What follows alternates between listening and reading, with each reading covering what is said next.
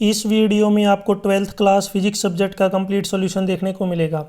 यदि आपको और भी सब्जेक्ट की वीडियो देखनी है तो मेरे YouTube channel MS education TV के ऊपर जाके देख सकते हैं। यदि आपको PDF डाउनलोड करनी है तो इस कोने में वेबसाइट दी हुई है, इस वेबसाइट से जाके आप डाउनलोड कर सकते हैं। सबसे पहले देखिए instructions. All questions are compulsory. जितने भी क्वेश्चन दिए गए वो सभी आपको करने ज़रूरी हैं। क्वेश्चन 1 to 9 जो आपके 1 मार्क के क्वेश्चन है, 10 to 12 2 मार्क्स, 13 14 3 मार्क्स, क्वेश्चन 15 ये आपका केस स्टडी क्वेश्चन है 4 मार्क्स, और क्वेश्चन 16 और 17 ये आपके 5 मार्क्स के क्वेश्चन रहेंगे। First question, in comparison with the electrostatic force between two electrons the electrostatic force between two electrons is in magnitude only. तो ये क्या रहेगा, इक्वल रहेंगे, मैग्नीट्यूड में क्या रहेंगे, बराबर। Option D right. Question 2, for any charge configuration the equipotential surface through a point is dash, dash का मतलब होता है यहाँ पे blank, to an electric field at the point. ये रहेगा नॉर्मल, नॉर्मल का मतलब है perpendicular. Option B right. Question 3, a current carrying loop is placed in a uniform magnetic field the torque acting on its depend upon. यानी कि एक जो current carrying loop है, अगर उसको यूनिफॉर्म मैग्नेटिक फील्ड के अंदर रखा जाए तो जो टॉर्क होगा वो किसके ऊपर डिपेंड करेगा, तो area of loop, value of current और मैग्नेटिक फील्ड, इन सभी के ऊपर जो है यहाँ पे डिपेंड करेगा। तो इसमें राइट आंसर होगा option D, all of these. Question 4, the 3 cells of internal resistance, यानी कि 3 जो सेल हैं उनका इंटरनल रेजिस्टेंस दे रखा है, इनको सीरीज में जोड़ दिया। सीरीज में जोड़ने के बाद आपको टोटल इंटरनल रेजिस्टेंस बताना है कम्बिनेशन का। तो यहाँ पे डायरेक्ट इनको तीनों को ऐड कर देंगे। जब इंटरनल को जब सीरीज में जोड़ते हैं तो रेजिस्टेंस को डायरेक्ट ऐड कर दिया जाता है।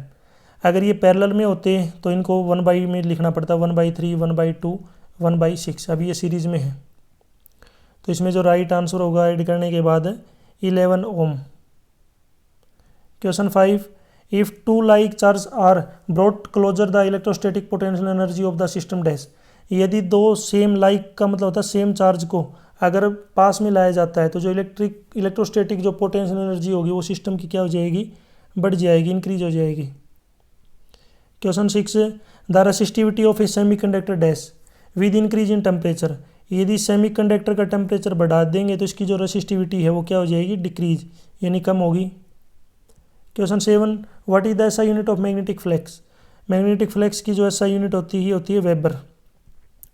इसमें जो राइट आंसर क्या होगा अपना, weber.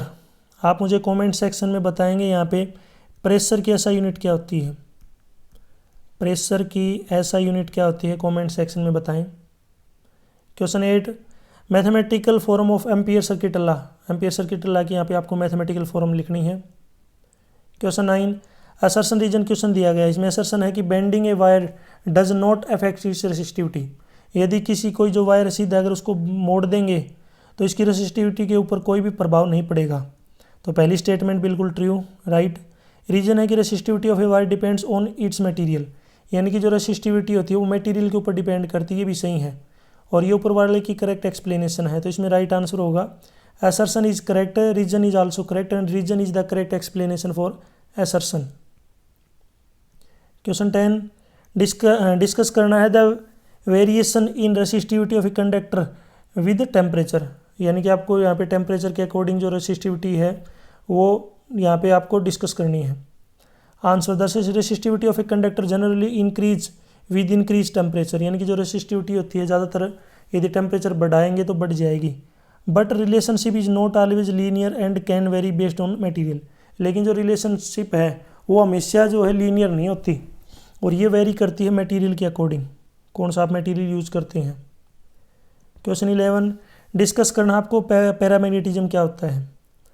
Answer, paramagnetism is a type of magnetism where materials are weakly attracted to a external magnetic field. यानी ये क्या है, एक मैग्नेटिज्म है जहाँ पे जो मटेरियल है वो अपने आप को वीकली का मतलब होता है थोड़ा सा लूज, एक होता है स्ट्रॉन्ग और एक होता है वीक, एक दूसरे के साथ क्या करते हैं, अट्रैक्ट करते हैं एन एक्सटर्नल मैग्नेटिक फील्ड में।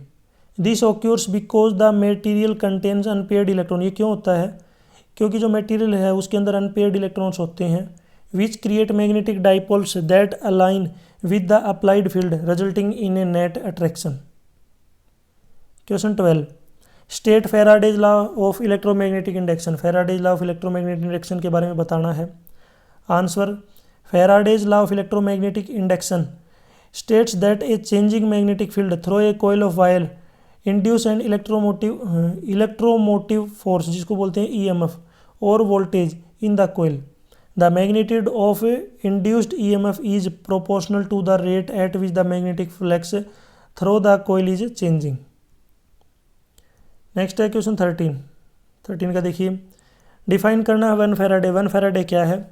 इसके अलावा यहाँ पे देखिए, in the following diagram the capacitance of the capacitor see if the net capacitance. Net capacitance का मतलब है यहाँ से पी से क्यू, यानी कि पूरा कैपेसिटेंस दे रखा है 30 माइक्रोफेराड। क्यों यहाँ पे लिख भी रखा पी से क्यू तक। पी से क्यू का मतलब है ये भी ऐड करना है, मतलब ये और ये दोनों को जब ऐड करेंगे तो पूरा 30 के इक्वल है। सबसे पहला देखिए वन फेराड क्या है। One farad is the SI unit of capacitance. ये SI यूनिट है कैपेसिटेंस की। Defined as the capacitance of a conductor that store a charge of 1 coulomb when a potential difference of 1 volt is applied across it. यानी कि ये क्या है, one farad का मतलब क्या है कि जो भी स्टोर करते हैं चार्ज 1 कूलम, जब पोटेंशियल डिफरेंस क्या हो 1 वोल्ट हो। दूसरे तरीके फॉर्म में हम कह सकते हैं कि 1 farad is equal to 1 coulomb per volt. It indicates the ability of a capacitor to store electric charge. ये दिखाता है किसकी, कैपेसिटर की एबिलिटी को चार्ज स्टोर करने की। यहाँ पे कैपेसिटेंस है C1 + C2 + C3। सबसे पहले देखिए यहाँ पे इनको ऐड करेंगे। जब पैरेलल में होते हैं तो ये डायरेक्ट जुड़ जाते हैं। डायरेक्ट जोड़ेंगे तो ये 60 माइक्रोफेराड आएगा। अब ये पूरे को एक मान लेंगे, यानी ये पूरा एक है और ये कितना है 60, और ये C अपने को पता है, सॉरी निकालना है, लेकिन ये टोटल का हमें पता है 30 है। जब दोनों अगर ये सीरीज़ में है तो उल्टे हो जाएंगे, यानी कि 1/30 is equal to 1/C plus में 1/60, यानी कि इन दोनों को जब जोड़ेंगे तो ये 1/30 के इक्वल आएगा। आज जब इसको सोल्व करेंगे तो ये C की वैल्यू आएगी 60 माइक्रोफेराड। अब आपके लिए क्वेश्चन छोड़ रहा हूँ, अगर ये यहाँ पे सीरीज़ में पैरेलल में है, अगर ये सीरीज़ में होते तो यहाँ पे आपको कैपेसिटेंस बतानी थी कितनी होगी। अगर ये यहाँ पे वैसे तो पैरेलल में दे रखे हैं, अगर ये सीरीज़ में होते, इसको छोड़ देना बस, मैंने इन तीनों के बारे में पूछा। अगर ये तीनों सीरीज़ में होते तो कैपेसिटेंस क्या होती। 14, state and discuss ohm's law. Ohm's law के बारे में बताना है। Ohm's law state that electric current through a conductor between 2 points is directly proportional to the voltage across the 2 points, यानी कि I directly proportional V is equal to IR। Question 15, read the following paragraph and answer the question. ये आपका case study question है, तो इस paragraph को आपको पढ़ना है। यहाँ पे इसको एक बार अच्छे से पढ़ लीजिए। इसके बाद यहाँ पे देखिए नीचे क्वेश्चन पूछे गए हैं। पहला है, if a charge on a body is 1 nano coulomb then how many electrons are present on body. तो यहाँ पे एन की वैल्यू निकालनी है, क्यू अपॉन ई। क्यू का मतलब है यहाँ पे चार्ज दो अपने पास दिया गया है, 1 नैनो कूलम का मतलब है कि 10⁻⁹, और इसको डिवाइड करना है एक इलेक्ट्रॉन के चार्ज से। डिवाइड करेंगे तो यहाँ पे एन की वैल्यू आएगी 6.25 10⁻⁹। सेकंड है, चार्ज इज ए स्केलर और वेक्टर। चार्ज क्या है आपका, स्केलर क्वांटिटी है। What is the least permissible value of electric charge. Electric charge की यहाँ पे वैल्यू बतानी, ये है 1.6 × 10⁻⁻⁻19 कूलम। नेक्स्ट है क्वेश्चन 16 का है, state the principle of moving coil galvanometer and also draw a label diagram of it. आपको यहाँ पे प्रिंसिपल और वर्किंग लिखना है। मूविंग कोयल गैल्वेनोमीटर का डायग्राम भी बनाना है, और आपको जो नीचे स्टेटमेंट है, increase the current sensitivity of a galvanometer may not necessarily increase its voltage sensitivity. इसको यहाँ पे जो है क्या करना है, जस्टिफाई करना है। देखिए, a moving coil galvanometer works on the principle that current carrying coil placed in a uniform magnetic field experiences a torque. यानी कि गैल्वेनोमीटर जो कोयल है वो किस प्रिंसिपल के ऊपर कार्य करता है, यदि उसको कोयल को करंट कैरिंग को अगर मैग्नेटिक फील्ड के अंदर उसके अंदर रखा जाए तो ये जो है टॉर्क महसूस करेगा। This torque cause the coil to rotate, और ये टॉर्क जो है इस कोयल को घुमाएगा।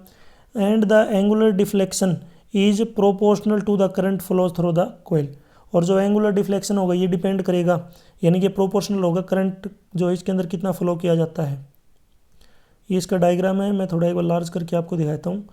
एक बार इसको अच्छे से समझ लीजिए, देख लीजिए। ये मैग्नेट है आपकी, नीचे ये स्प्रिंग है, अब नीचे यहाँ पे बताया गया है, इसके बारे में जस्टिफाई करना है। Increase the current sensitivity of a galvanometer may not necessary increase its voltage sensitivity because voltage sensitivity is equal to the current sensitivity divide by the galvanometer's resistance when current sensitivity is increased.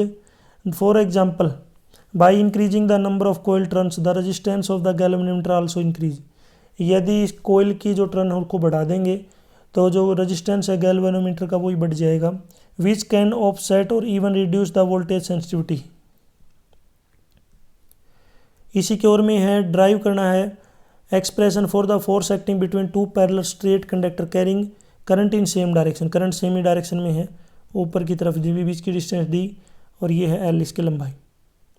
तो ये यहाँ पे B1 B2 आ जाएगा, force 1 force 2 ये दोनों force आपस में बराबर हैं। जब इसको सोल्व करेंगे तो अपने पास आंसर आएगा, यानी कि F/L is equal to mu I1 I2 divide by 2πd।